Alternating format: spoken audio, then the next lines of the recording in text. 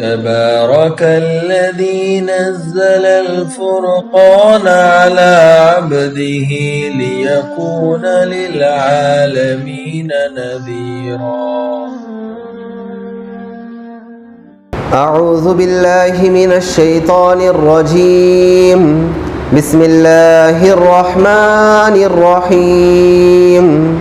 وَإِذْ قَالَ رَبُّكَ لِلْمَلَائِكَةِ إِنِّي جَاعِلٌ فِي الْأَرْضِ خَلِيفَةً قَالُوا أَتَجْعَلُ فِيهَا مَن يُفْسِدُ فِيهَا وَيَسْفِكُ الدِّمَاءَ وَنَحْنُ نُسَبِّحُ بِحَمْدِكَ وَنُقَدِّسُ لَكَ قَالَ إِنِّي أَعْلَمُ مَا لَا تَعْلَمُونَ.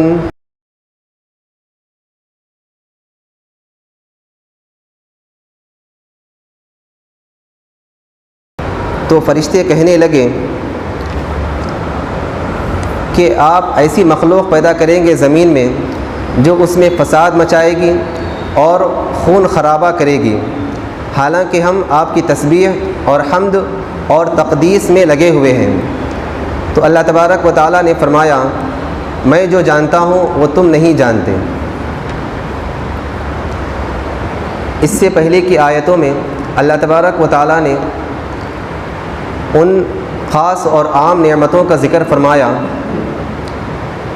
اور ذکر فرما کر اللہ تبارک و تعالیٰ نے بندوں کو ناشکری اور نافرمانی سے بچنے کی ہدایت دی، اور یہی بات سمجھانے کے لیے اور اسی بات کو اور اچھی طریقے سے واضح کرنے کے لیے اللہ تبارک و تعالیٰ نے حضرت آدم علیہ السلام کا واقعہ اس آیت سے بیان فرمایا ہے.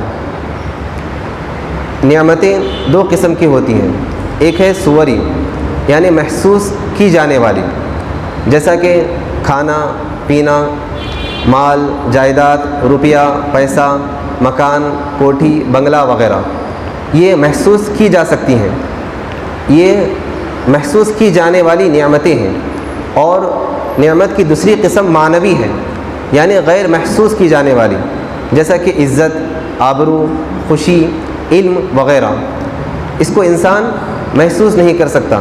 اللہ تبارک و تعالیٰ نے اس سے پہلے کی آیتوں میں ان نعمتوں کا ذکر فرمایا جو محسوس کی جا سکتی ہیں. یہاں سے اللہ تبارک و تعالیٰ ان نعمتوں کا ذکر فرما رہے ہیں جو غیر محسوس کی جانے والی ہیں، یعنی معنوی نعمتوں کا ذکر اللہ تبارک و تعالیٰ یہاں سے بیان فرما رہے ہیں. اور اسی طرح اللہ تبارک و تعالیٰ حضرت آدم علیہ السلام کا واقعہ بیان فرما کر اپنے بندوں کو یہ بتلانا چاہتے ہیں کہ ہم نے تمہارے باپ آدم علیہ السلام کو علم کی دولت سے مالا مال فرمایا، اور اسی طرح ان کے سر پر خلافت کا تاج رکھا، اور انعام تم پر یہ کیا کہ اللہ تبارک و تعالیٰ تم کو ان کی اولاد میں پیدا فرمایا. یہ اللہ تبارک و تعالیٰ کی بہت بڑی نعمت ہے. اللہ تبارک و تعالیٰ اس واقعے کا ذکر فرشتوں سے فرماتے ہیں کہ میں زمین میں ایک ایسی مخلوق پیدا کرنے والا ہوں جو زمین میں کیا ہے، خلافت کرے گی، حکمرانی کرے گی اور میری نائب ہوگی. تو فرشتے کہنے لگے کہ باری تعالیٰ کیا آپ زمین میں ایسی مخلوق پیدا کریں گے جو کیا ہے زمین میں جا کر خون خرابہ کرے گی، فساد مچائے گی اور خون ریزی کرے گی؟ اللہ تبارک و تعالیٰ نے ان کو پہلا جواب تو حاکمانہ انداز میں یہ دیا کہ انی اعلم ما لا تعلمون، میں جو جانتا ہوں وہ تم نہیں جانتے. میں جانتا ہوں ماضی، حال، مستقبل تینوں زمانوں کی خبروں اور حالات سے میں بخوبی واقف ہوں. میں دنیا اور آخرت سب کچھ جانتا ہوں. میں زمین اور آسمان کی تمام بھیدوں کو جانتا ہوں، تمام رازوں کو جانتا ہوں. میں جو جانتا ہوں وہ تم نہیں جانتے. ایک جواب تو اللہ تبارک و تعالیٰ نے فرشتوں کو حاکمانہ انداز میں یہ دیا کہ انی اعلم ما لا تعلمون، اور دوسرا جواب فرشتوں کو یہ دیا کہ زمین پر خلافت کرنے کے لیے زمینی مخلوقات کا علم ہونا بھی ضروری ہے. زمینی مخلوقات کا علم ہونا بھی ضروری ہے، اور وہ علم تمہارے پاس نہیں ہے بلکہ وہ علم آدم علیہ السلام کو دیا جائے گا، اور وہ وہی دنیا میں کیا ہے خلیفہ بنیں گے. یہ دوسرا جواب اللہ تبارک و تعالیٰ نے حکیمانہ انداز میں دیا. اب رہا یہاں پر سوال یہ پیدا ہوتا ہے کہ اللہ تبارک و تعالیٰ فرشتوں کے سامنے اس واقعے کا ذکر جو فرما رہے ہیں اس کی کیا حیثیت ہے؟ یا تو یہ کہ اللہ تبارک و تعالیٰ فرشتوں سے مشورہ کر رہے ہیں، یا پھر یہ کہ اللہ تبارک و تعالیٰ ان کو صرف آدم علیہ السلام کی پیدائش کی اطلاع دے رہے ہیں، یا پھر یہ کہ اللہ تبارک و تعالیٰ ان کے زبان سے اس بات کا اقرار کروا رہے ہیں، اس بات کا اظہار کروا رہے ہیں جو ان کے دل و دماغ میں جو خیالات چھپے ہوئے تھے۔ جہاں تک مسئلہ مشورے کا ہے تو آپ حضرات کو معلوم ہوگا کہ مشورہ وہاں ہوتا ہے جہاں پر کسی معاملے کی مکمل حقیقت معلوم نہ ہو اور اپنی عقل و بصیرت اور علم کے مطابق انسان مکمل طور پر اس سے فیصلہ نہ کر پا رہا ہو، تو انسان کیا ہے دوسرے عقل مندوں سے اور دوسرے دانشوروں سے مشورہ لیتا ہے۔ اور مشورے کی دوسری صورت یہ ہوتی ہے کہ کسی معاملے کی فیصلے کے لیے اکیلا انسان اختیار نہ رکھتا ہو بلکہ اور دوسرے انسان بھی اس کے حقوق کے برابر ہوں، تو انسان کیا ہے دوسروں سے بھی رائے لیتا ہے، دوسروں سے بھی مشورہ لیتا ہے، جیسا کہ پارلیمنٹ میں وغیرہ ہوتا ہے کہ تمام انسان کو ایک جیسے حقوق حاصل ہوتے ہیں۔ کوئی انسان اپنے ذاتی اعتبار سے کوئی فیصلہ نہیں کر سکتا جب تک کہ تمام لوگوں سے مشورہ نہ لے۔ یہاں پر دونوں صورتیں نہیں ہو سکتی۔ پہلی صورت تو یہ اس لیے نہیں ہو سکتی کہ اللہ تبارک و تعالیٰ کو ہر ذرے ذرے کا علم ہے۔ اللہ تبارک و تعالیٰ دنیا اور آخرت اور زمین اور آسمان کی تمام حقیقتوں کو جانتے ہیں۔ اللہ تبارک و تعالیٰ کو معلوم ہے، ہر ذرے کا علم ہے، لہٰذا اللہ تبارک و تعالیٰ کو ہرگز ضرورت نہیں کہ وہ اپنی مخلوق سے مشورہ کرے۔ اور دوسری صورت جہاں تک ہو سکتی ہے مساوی اعتبار سے کہ دوسروں کی رائے لینا بھی ضروری ہے، یہ تو ہرگز نہیں ہو سکتا، کیونکہ اللہ تبارک و تعالیٰ زمین اور آسمان کے اکیلے خالق ہیں، اکیلے مالک ہیں۔ اللہ تبارک و تعالیٰ زمین اور آسمان کا مکمل اختیار رکھتے ہیں، مکمل قدرت رکھتے ہیں۔ اللہ تبارک و تعالیٰ کو کوئی نہیں پوچھ سکتا کہ آپ نے یہ کام کیوں کیا اور کیوں نہیں کیا۔ لا یسأل عما یفعل وہم یسألون۔ اللہ تبارک و تعالیٰ کو کوئی نہیں پوچھ سکتا کہ آپ نے یہ کام کیوں نہیں کیا، یہ کیوں کیا، بلکہ اللہ تبارک و تعالیٰ سب سے پوچھ سکتے ہیں کہ تم نے یہ کام کیوں نہیں کیا یا کیوں کیا۔ لا یسأل عما یفعل وہم یسألون، یہ اختیار صرف اور صرف اللہ تبارک و تعالیٰ ہی کے پاس ہے۔ تو اب سوال یہاں پر یہ ہوتا ہے کہ جب یہ تینوں صورتیں نہیں ہو سکتی، جب مشورے کی دونوں صورتیں نہیں ہو سکتی، تو پھر ایسی شکل کیوں بنائی جا رہی ہے کہ دیکھنے والوں کو یہ محسوس ہو کہ اللہ تبارک و تعالیٰ فرشتوں سے گویا کہ مشورہ لے رہے ہیں؟ تو اس کا جواب مفسرین کرام یہ بیان فرماتے ہیں کہ یہاں پر فرشتوں سے مشورہ لینا ہرگز مقصود نہیں، بلکہ اللہ تبارک و تعالیٰ کلام کی شکل و صورت کچھ اس طرح سے بنائی کہ دیکھنے والوں کو، پڑھنے والوں کو یوں محسوس ہو کہ یہ مشورہ ہے، یہ مشورہ ہے۔ اصل میں اللہ تبارک و تعالیٰ یہاں سے اپنے بندوں کو مشورے کی اہمیت بتلانا چاہ رہے ہیں، مشورے کی تعلیم دینا چاہ رہے ہیں۔ اور اسی طرح جیسا کہ اللہ کے نبی صلی اللہ علیہ وسلم کو قرآن پاک میں بھی مشورہ کرنے کی تعلیم دی گئی ہے، مشورہ کرنے کا حکم دیا گیا ہے۔ حالانکہ اللہ کے نبی صلی اللہ علیہ وسلم تو صاحب وحی ہیں، اللہ کے نبی صلی اللہ علیہ وسلم کو ہر معاملے کی حقیقت اور خبر وحی کے ذریعے سے بتلائی جا سکتی تھی، لیکن اس کے باوجود بھی اللہ کے نبی صلی اللہ علیہ وسلم کو صحابہ کرام سے مشورہ کرنے کی تعلیم دی جا رہی ہے، مشورہ کرنے کا حکم دیا جا رہا ہے۔ وہ اس وجہ سے تاکہ پوری امت کو، تاکہ پورے بندوں کو مشورے کی اہمیت معلوم ہو، مشورہ کرنا کتنا ضروری ہے اور مشورے کے اندر کتنے زیادہ فوائد اور کتنے زیادہ مثبت اثرات اس کے اندر چھپے ہوئے ہیں۔ اسی لیے ہمیں ہر معاملے کے اندر مشورہ کرنا چاہیے۔ مشورہ کرنا سنت بھی ہے، اور اللہ تبارک و تعالیٰ نے مشورے کے اندر خیر ہی خیر رکھا ہے۔ اللہ تبارک و تعالیٰ فرشتوں کے سامنے جو اس واقعے کا جو اظہار فرمایا ہے، یہ اس کے اندر ایک تو یہ فائدہ ہوا کہ اس سے مشورے کی اہمیت معلوم ہوتی ہے، اور دوسرا جو فائدہ اس سے نکل کر یہ سامنے آتا ہے کہ جو قرآن کے الفاظ سے بھی ثابت ہوتا ہے کہ فرشتے وہ یہ سمجھتے تھے کہ تمام مخلوقات میں ہم ہی سب سے زیادہ افضل ہیں، تمام مخلوقات میں ہم ہی سب سے زیادہ علم والے ہیں۔ اللہ تبارک و تعالیٰ نے ان کے سامنے اس واقعے کا ذکر اس لیے بیان فرمایا کہ تم سے بھی زیادہ ایک مخلوق ایسے آنے والی ہے جو تم سے بھی زیادہ فضیلت رکھتی ہے اور جو تم سے بھی زیادہ علم رکھتی ہے۔ اللہ تبارک و تعالیٰ نے ان کے سامنے اس لیے ذکر فرمایا کہ ایک ایسی مخلوق آئے گی جو تم سے بھی زیادہ علم والی ہوگی، جو تم سے بھی زیادہ فضیلت والی ہوگی۔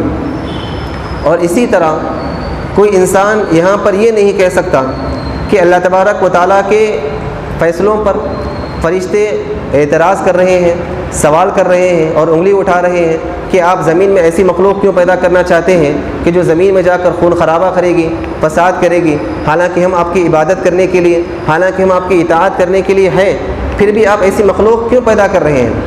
اس کا جواب صرف اور صرف یہ ہے کہ کوئی انسان ہرگز یہ نہیں کہہ سکتا کہ فرشتے اللہ تبارک و تعالیٰ کی ذات پر سوال کر رہے ہیں، کیونکہ فرشتے نافرمانی سے معصوم ہیں۔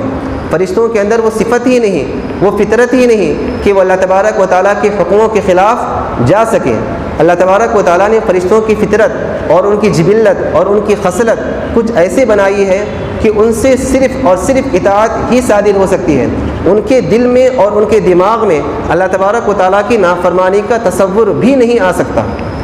اور اب رہا یہاں پر ایک سوال اور یہ پیدا ہوتا ہے کہ فرشتوں کو کیسے معلوم ہوا کہ انسان دنیا میں جا کر خون خرابہ کریں گے، فساد مچائیں گے، ان کو کیسے معلوم ہوا؟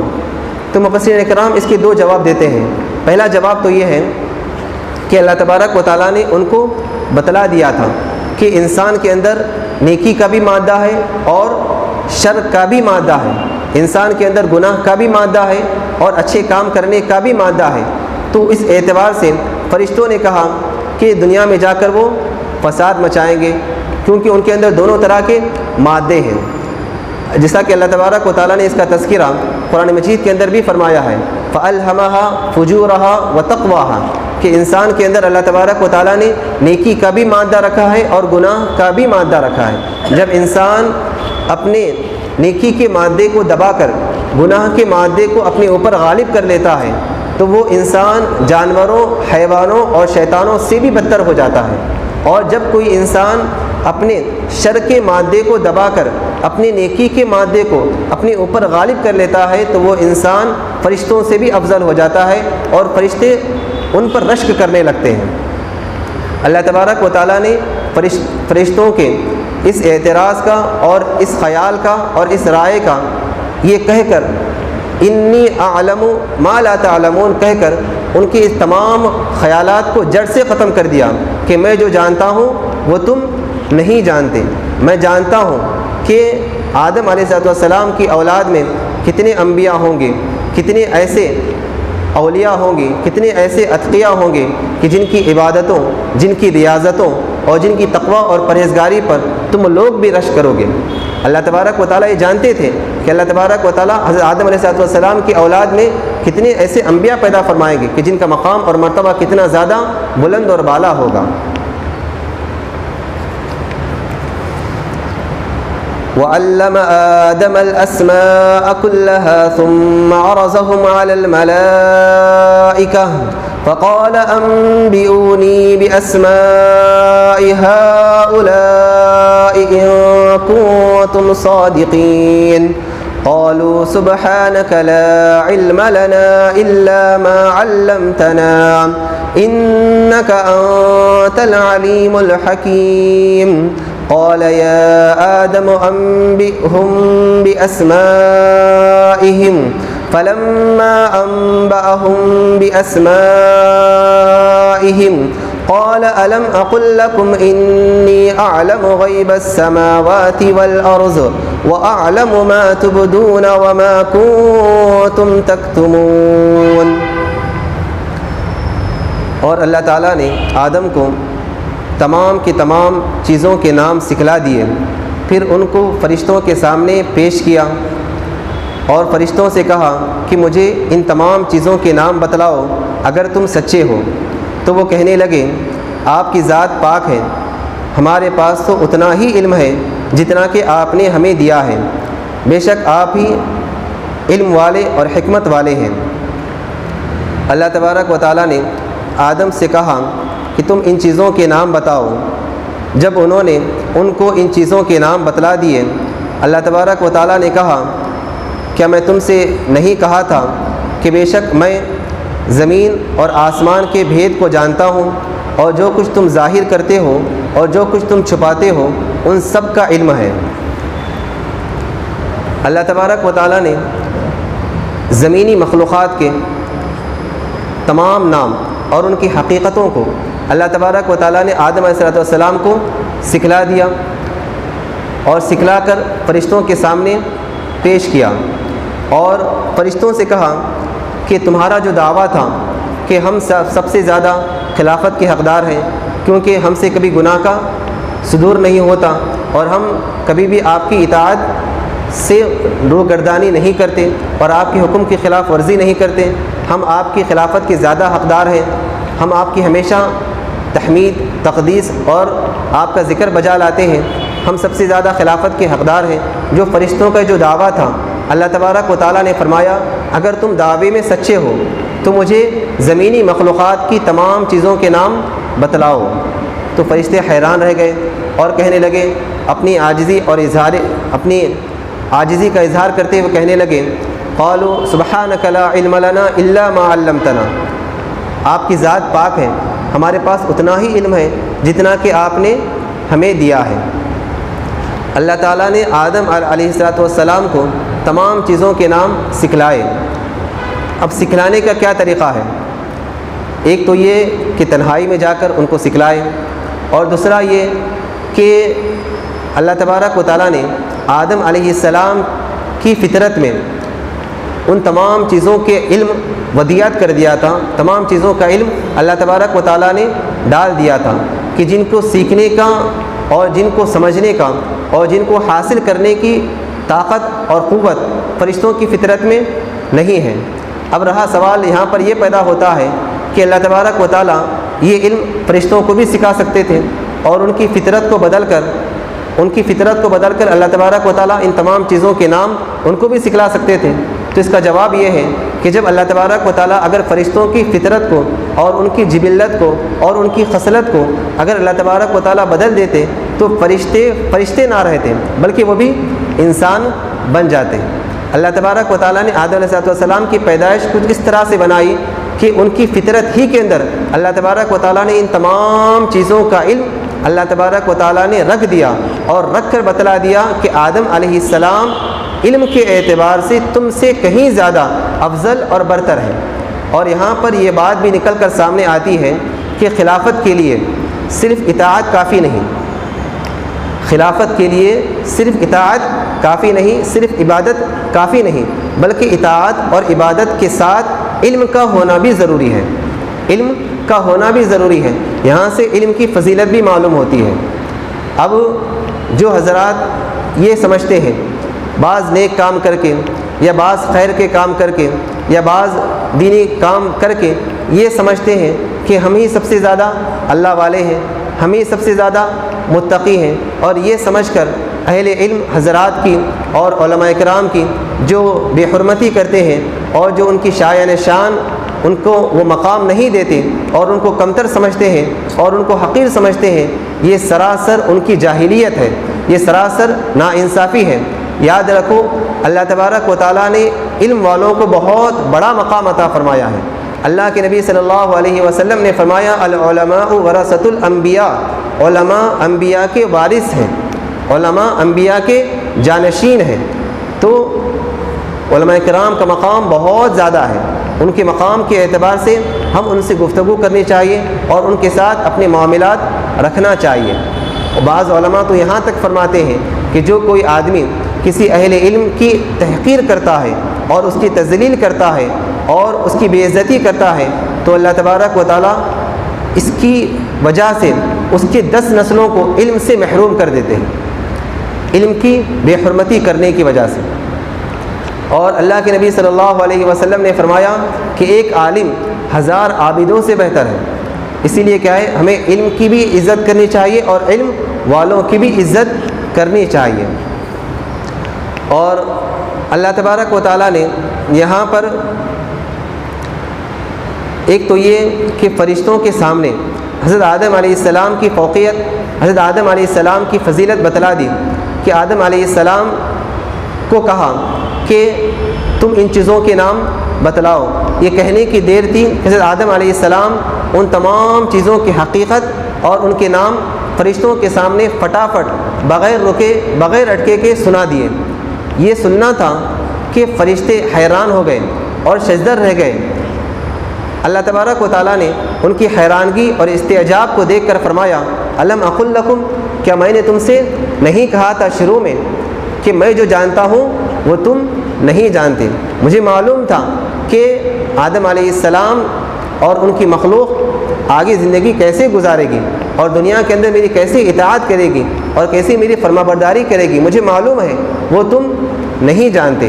اور اسی طرح امام اشعری رحمۃ اللہ علیہ اسی آیت سے استدلال کرتے ہیں کہ لغت کو سب سے پہلے بنانے والے، پیدا کرنے والے، لینگویج جسے ہم کہتے ہیں زبان، اس کو بنانے والے سب سے پہلے اللہ تبارک و تعالیٰ ہی ہیں۔ اللہ تبارک و تعالیٰ ہی نے سب سے پہلے زبان کو بنایا ہے، سب زبان کو پیدا فرمایا ہے۔ اور اسی طرح یہاں پر ایک بات یہ بھی معلوم ہوتی ہے کہ اللہ تبارک و تعالیٰ نے جب فرشتوں کو مخاطب فرمایا کہ تم ان چیزوں کے نام بتاؤ، انبئونی، مجھے بتلاؤ، اللہ تبارک و تعالیٰ نے کہا کہ تم ان چیزوں کے نام مجھے بتلاؤ۔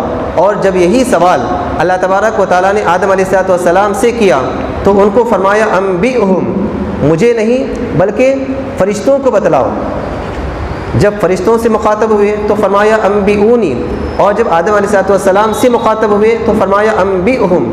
تو یہاں سے ایک بات نکل کر یہ سامنے آتی ہے کہ اللہ تبارک و تعالیٰ فرشتوں کے سامنے حضرت آدم علیہ السلام کی فوقیت اور ان کی فضیلت اور ان کی برتری ثابت کرنا چاہتے ہیں کہ آدم علیہ السلام استاذ ہیں، آدم علیہ السلام معلم ہیں، اور فرشتے طالب علم ہیں، شاگرد ہیں، اور معلم کا مرتبہ بڑا ہوتا ہے، شاگرد کا مرتبہ کم ہوتا ہے۔ اللہ تبارک و تعالیٰ یہ بھی بتلانا چاہتے ہیں۔ اب جہاں تک مسئلہ رہا خلافت کا، یعنی زمین میں حکمرانی کا، زمین پر حکومت کا، تو تمام چیزوں کا اختیار اور تمام چیزوں کے تصرف کا اختیار صرف اور صرف اللہ تبارک و تعالیٰ ہی کا ہے۔ تمام چیزوں کا اختیار صرف اور صرف اللہ تبارک و تعالیٰ ہی کا ہے۔ ان الحکم الا للہ لہ ملک السماوات والارض۔ اللہ تبارک و تعالیٰ ہی تمام چیزوں کا اختیار رکھتے ہیں، تمام چیزوں کے تصرف کا حق صرف اور صرف اللہ تبارک و تعالیٰ ہی رکھتے ہیں۔ لیکن اب یہاں پر سمجھنے والی بات یہ ہے کہ اللہ تبارک و تعالیٰ زمین میں اپنے احکام کو نافذ کرنے کے لیے اور زمینی انتظام سنبھالنے کے لیے اور لوگوں کو تعلیم و تربیت دینے کے لیے اللہ تبارک و تعالیٰ زمین میں اپنا نائب بنا کر انبیاء کو بھیجتے ہیں، رسولوں کو بھیجتے ہیں، نبیوں کو بھیجتے ہیں۔